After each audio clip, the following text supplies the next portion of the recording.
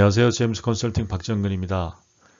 얼마 전 법인 대표님으로부터 법인 부동산이죠. 법인 부동산의 토지였는데 토지의 비사업용 적용 여부, 결국 이제 비사업용일 경우에 양도소득세 때문에 고민하셨었는데 중과 여부, 그 다음에 겸업을 하셨는데 부동산 매매업과 기타 일반 사업을 하셨고, 그런 경우에 그 토지가 과연 매매용 부동산인지 아니면 일반 사업용 부동산인지, 또 그런 경우에 이제 사업에 적용될 때 그 기간 계산 문제, 이런 것들이 좀 복합적으로 상담 내용이 있어서 이번 시간에는 관련된 내용으로 또 다시 한번 좀 짚어드리면, 법인 부동산의 어떤 비사업용 토지 판단 문제, 또 업무 무관 자산인지에 대한 문제, 이런 것들이 좀 여러 가지 측면에서 도움이 되실 것 같아서 영상을 제작하게 됐습니다. 끝까지 한번 보시고 만약에 법인을 운영하신 대표님이시라면 해당되는 내용이 있으시면 꼭 참조하시기 바랍니다. 네, 제가 설명드리는 순서는 이렇게 소득세법, 그 다음에 시행령, 또 더 이제 내용이 깊어지면 시행규칙, 세부적으로 이제 정할 내용이 있으면 그렇게 이어지니까, 그런 법의 조문대로 이어서 제가 흐름을 설명을 좀 드리도록 하겠습니다. 소득세법 제104조에 보면 양도소득세율이 여기 나옵니다. 양도소득세율이 소득세법 104조에 있는데, 여기에 파랑이 비사업용 토지의 양도소득세율입니다. 그래서 내용이 보면 104조 3에 따른 비사업용 토지는 이렇게 표가 나와 있습니다. 이 표는 이제 단계가 1단계부터 8단계까지고요. 소득세법이 개정되면서 2021년부터 이제 10억을 초과하는 부분에 45%까지 있었지 않습니까? 여기 지금 보면 일반 세율이 6%, 15%, 24%였는데, 여기 비사업용 토지일 경우에는 8단계 기본소득세 누진세율에서 10%를 중과해서 이렇게 적어놓은 겁니다. 여기에 다 10%씩 중과됐다는 뜻입니다. 원래는 요거보다 10%씩 낮죠, 기본세율이. 그런데 비사업용 토지인 경우에는 10%를 중과한다. 이 내용이 소득세법에 있고, 제8항이 이렇게 비사업용 토지의 양도소득세율 10% 중과되는 내용이 있습니다. 소득세법 104조 3에 보면 비사업용 토지의 범위 이렇게 나오는데, 내용이 좀 복잡하고 많습니다. 그래서 제가 좀 몇 가지 그냥 간략한 내용, 그 다음에 기초적인 내용, 핵심만 내용만 좀 뽑아서 제가 따로 편집을 했는데, 일단 농지인 경우에는 제촌 작용하지 않는 농지, 직접 농사 짓는 않는 농지는 비사업용으로 본다는 거죠. 다만 이제 상속, 이농으로 소유하는 경우에 만약에 3년 이내는 괜찮다. 3년 이내에 상속으로 받은 농지, 그 다음에 이농, 경작하다가 이농하는 경우, 이렇게 해서 소유하는 경우에는 3년 이내는 사업용으로 보는데, 이걸 3년을 초과한다 그러면 그것도 비사업용으로 보겠다는 뜻이죠. 또 특별시, 광역시 등 이것도 이제 시, 특별자치도, 자치시 이렇게 세종시하고 제주도처럼 그런 내용이 있습니다만, 그 내용은 세부적인 거는 좀 따로 좀 한번 보셔야 될 것 같고요. 일단 도시지역이다, 도시지역에 있는 농지다 그러면 그것도 비사업용으로 보는 거고, 단 또 편입된 지 3년 이내는 괜찮다 이런 뜻입니다. 임야도 기본적으로는 비사업용입니다. 임야를 특별히 개간하거나 사업을 하거나 그런 게 아니라면 기본적으로는 비사업용이다. 그런데 만약에 임야 소재지에 거주하거나 혹은 연접한 시군구에 있거나 혹은 30km 이내에 거주하는 경우, 그런 거주하는 자가 소유한 임야는 제외해 준다. 임야는 기본적으로 비사업용이다. 그런데 이렇게 살고 있다. 그러면 그거는 사업용으로 인정해 준다. 또 거주 또는 사업과 직접 관련이 있다고 인정할 만한 상당한 이유가 있는 임야, 관련된 사업 내용이 꽤 많습니다. 그러니까 임야 가지고 사업을 할 수도 있지 않습니까? 거기에 조림 사업을 한다든지 이런 게 있을 수 있으니까요. 직접 사업과 관련이 있다고 인정할 만한 상당한 이유가 있다. 실제로 사업을 한다. 그러면 인정용 받을 수 있지만 일반적으로 그냥 소유하고 있는 임야라면 비사업용에 해당된다. 그렇습니다. 목장용지는 이제 축산용 토지의 기준 면적을 초과하는 면적. 이게 이제 지역에 따라서 목적에 따라서 그 배수가 있는데 그 기준 면적을 초과한다. 기준 면적을 초과하는 면적은 무조건 그 재산세 범위에서도 종합합산으로 가능성이 있고요. 여기서도 사업용으로 인정받을 수 없다. 또 축산업을 경영하지 아니하는 자가 소유하는 토지, 목장용지인데 그런 사업을 하지 않는다 그러면 그것도 당연히 비사업용이다. 그리고 목장용지도 도시 지역에 있는 것, 그러나 그것도 편입 후에 3년 이내는 제외된다. 기타 이제 재산세 종합합산 과세 대상, 이게 토지는 과세 대상이 3개로 분류가 됩니다. 하나는 분리과세, 그 다음에 별도 합산, 그 다음에 종합합산 이렇게 3가지인데 종합합산 과세 대상이다 그러면 요거는 종부세 대상이거든요. 그 종부세 대상의 토지는 비사업용이다 이렇게 보시면 되고요. 주택도 이 주택의 부속 면적을 초과하는 면적, 그러니까 건축 면적의 바닥 면적이 몇 배수까지 이렇게 인정을 해주는데 예를 들어서 건축은 예를 들어서 100평인데 그 끼고 있는 토지가 10,000평이다 그러면 그걸 다 인정해주지 않는 거는 100평이면 통상 한 10배, 그러니까 1000평까지는 인정받을 수 있지만 나머지 9,000평은 비사업용으로 분류된다 그렇게 보시고요.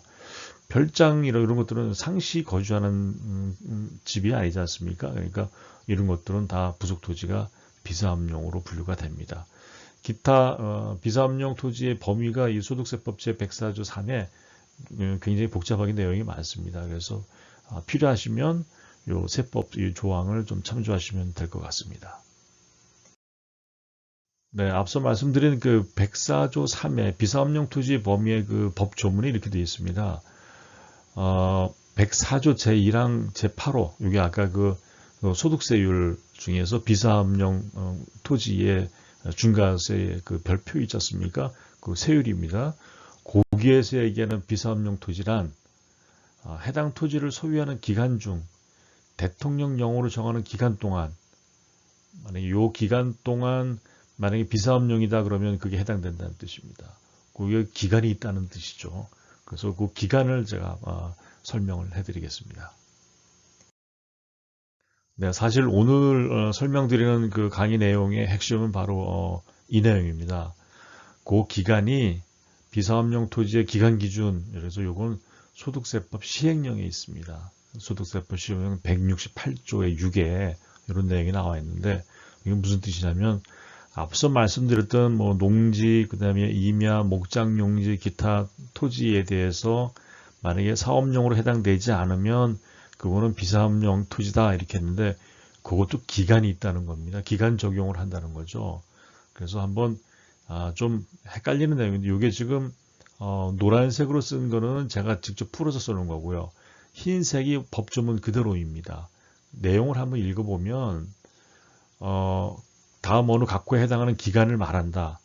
그 기간의 계산은 일수로 한다. 그래서 요러면은 비사업용 토지다 그런 얘기입니다. 읽어볼까요? 토지의 소유 기간이 5년 이상인 경우에는 다음 각목의 모두에 해당하는 기간. 토지를 만약에 5년 이상 소유했다. 그러면 요 가나다 다 해당되면 요게 비사업용이다 이겁니다. 읽어보겠습니다. 양도일 직전 5년 중 2년을 초과하는 기간. 양도일 직전에 5년 중에 2년을 초과하는 기간 동안 비사업용이었다. 그러면 비사업용 토지로 본다는 거죠. 양도일 직전 3년 중에 1년을 초과하는 기간 동안 비사업용이었다. 그러면 비사업용 본다는 겁니다. 요 세 가지가 다 모두 해당되는 겁니다. 그래서 이 내용을 이렇게 읽으면 사실 이해가 잘 안 됩니다.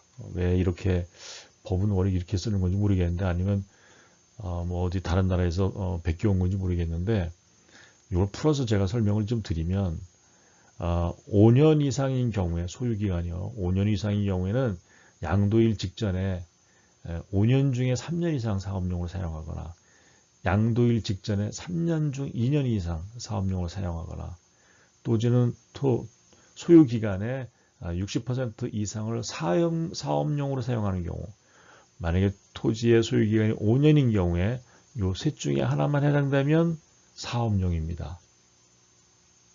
이 흰색은 그냥 법조문을 참조만 하시고요.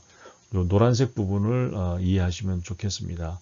5년 이상이다 그러면 요 셋 중에 하나만 해당되면 사업용이다 이렇게 보시고요. 또 2번 여기는 3년에서 5년인데 기간이요. 이런 것도 만약에 기간이 5년 미만이다 3년 이상이고 그러면 3년 이상 사업용으로 사용하든지 양도일 직전 3년 중에 2년 이상 사용하든지 그 다음에 전체 소유기간의 60% 이상을 사업용으로 사용했다. 사업용이라는 어떤 사업용이나 앞서 말씀드렸던 내용 그렇게 해서 사업용으로 그러니까 전체 기간을 소유기간을 10년이면 10년, 20년, 20년이면 다 100% 사업용으로 사용해야 되는 게 아니라 양도일 직전 내지는 토지 소유기간의 일정 60% 이상 이렇게만 만약에 사업용으로 사용했다 그러면 그 토지를 사업용으로 인정해 주겠다 그런 얘기입니다. 만약에 3년 미만인 경우에는 다음 요 중에 둘 중에 하나만 해당하면 되고요. 소유기간이 2년 미만인 경우에는 적용하지 않습니다. 3년 미만이다, 2년에서 3년 사이다 그러면 만약에 2년 이상 사업용으로 사용하든지 아니면 토지의 총 소유기간의 60% 이상을 사업용으로 사용했다. 이렇게 노란색에 만약에 해당이 된다. 그러면 사업용으로 인정받을 수 있다. 그런 얘기입니다. 그래서 이거 기간 기준도 보셔야 된다는 거죠. 이렇게 사업용으로 사용됐고 요 기간도 충족도 하면 된다. 그래서 사업용을 그 사업 목적에 맞춰서 100% 꼭 사용하지 않더라도 요 기간만 사용하시면 사업용으로 인정받을 수 있다. 그런 내용입니다.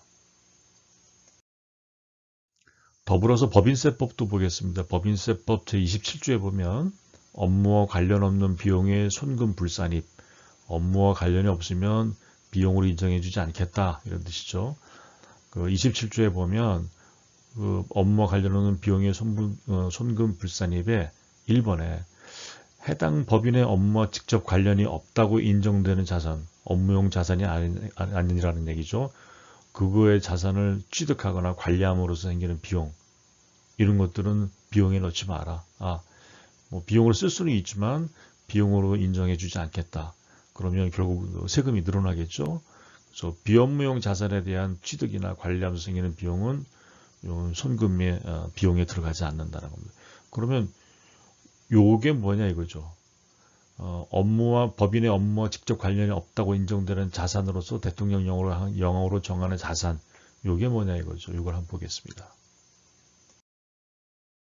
네, 그 내용을 규정해 놓은 내용이 시행령에 있습니다. 시행령 제49조에 제1항에 보면 법인이 직접 업무에 사용하지 않는 부동산, 임대부동산이겠죠. 뭐 법인이 토지라든지 부동산을 소유하고 있는데 만약에 임대를 하고 있다 그러면 업무에 직접 사용하는 건 아니지 않습니까? 그런 부동산. 다만 이것도 유예기간이 있습니다. 기획재정부령이 정하는 기간, 유예기간은 제외한다 그런 얘기죠. 또 유예기간 중에 해당 당해 법인의 업무에 직접 사용하지 아니하고 양도하는 부동산, 요 기간 동안에 만약에 직접 사용하지 않고 양도하는 부동산인데 다만 또 재정부령이 정하는 부동산 매매업을 주업을 하는 이런 법인의 경우에는 또 예외적으로 인정하겠다 그런 얘기입니다. 그래서 요 기획재정부령하는 기간과 그 주업을 하는 부동산 매매업을 한번 보겠습니다. 네, 그 유예기간에 관련된 내용은 또 법인세법 시행규칙 안에 또 있습니다. 그래서 법인세법, 그 다음에 법인세법 시행령, 그 다음에 법인세법 시행규칙에 이렇게 차례대로 더 자세하게 규정을 하고 있는 거죠. 그래서 그 시행규칙 제26조에 보면 앞서 말씀드렸던 시행령의 1항의 유예기간 이 내용을 어떻게 보냐. 건축물 또는 시설물의 신축용 토지 여기 보면 뭐 산업 집적 활성화 및 공장 설립에 관한 법원 쪽에 나와 있는 공장 부지로서 뭐 이렇게 있습니다. 근데 대략 얘기하면 건축물 및 시설물을 신축하려고 하는 토지에 대해서는 취득일로부터 5년 이내입니다. 5년까지는 유예기간을 해주겠다. 또 만약에 이제 부동산 매매업, 앞서 부동산 매매업은 예외로 한다고 했지 않습니까? 부동산 매매업이 뭐냐? 이 표준산업 분류에 따른 부동산 개발 및 공급업, 그 다음에 건설업, 이런 것들은 부동산 매매업을 이거 다 포함한다는 거죠. 그런 건 부동산 매매업으로 본다. 그래서 그 부동산 매매업을 주업으로 하는 법인이 취득한 매매용 부동산. 잘 보셔야 되는 게 매매업이 무조건 샀다고 해서 되는 게 아니라 보유한다고 되는 게 아니라 그 매매업이 매매업을 주업으로 겸업을 하고 있다면 그걸 주업으로 하는 법인이 취득한 매매용 부동산입니다. 본인이 뭐 어떻게 쓰려고 하는 부동산이 아니라 실제로 그런 매매업을 사업을 하고 있으니까 매매용 부동산이어야 되겠죠. 그런 경우에는 취득일로부터 5년 이내 이런 건 유예 기간으로 인정해 주겠다. 기타 나머지 그 기타 부동산에 대해서는 취득일로부터 2년 이내를 유예로 해주겠다. 그래서 만약에 그 기간 아니라면 이렇게 업무용 부동산으로 인정해 준다는 그런 뜻이겠죠. 그래서 여기까지가 제가 오늘 설명드릴 내용인데 필요하시면 좀 재방송을 한번 시청을 한번 하시든지 해서 내용을 직접 화면을 캡처하실 수도 있겠습니다. 그래서 꼭 메모하시거나 꼭 참조하시기 바랍니다. 평소보다는 내용이 조금 길었는데요. 비삼용 토지에 대한 내용은 사실 이거보다 훨씬 더 많습니다. 케이스 바이 케이스로 좀 고민하고 판단해 볼 문제도 있고요. 그래서 하여튼 잘 모르시겠으면 처음부터 다시 한번 반복 시청하시거나 내용을 잘 이렇게 캡처해 놓으셨다가 참조하시면 도움이 되실 겁니다. 네, 유튜브에서 제임스 컨설팅 검색하시면 다양한 내용의 컨텐츠를 만나보실 수 있습니다. 감사합니다.